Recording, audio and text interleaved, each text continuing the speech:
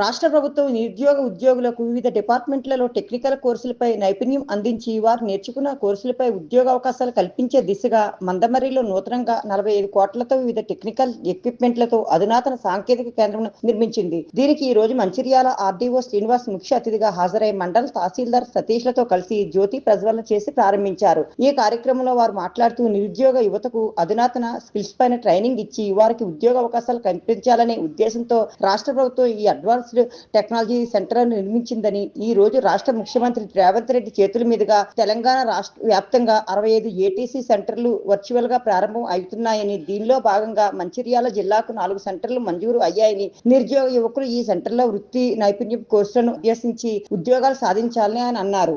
Minister గారు మరియు గౌరవ ముఖ్యమంత్రి గారు వీరందరికీ ఇక్కడ కల్పించినందుకు పేరు పేరున అందరి తరఫున కృతజ్ఞతలు తెలియజేస్తున్నాను.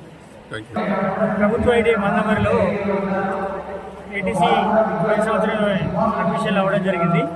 ఇప్పుడు హైదరాబాద్ జిల్లా మన మందమరికి అవకాశం రావడం మన గౌరవ మంత్రివర్యులు ఎంపీ గారి యొక్క సహకారంతో జరిగింది. 6 కొత్త కోర్సులను మారుతున్న పరిస్థితులకు అనుగుణంగా అడ్వాన్స్డ్ టెక్నాలజీ సెంటర్ ద్వారా తీసుకోవడం జరిగింది. 172 మందికి పోయినసారి కూడా 172 మంది అడ్మిషన్ అవ్వడం జరిగింది.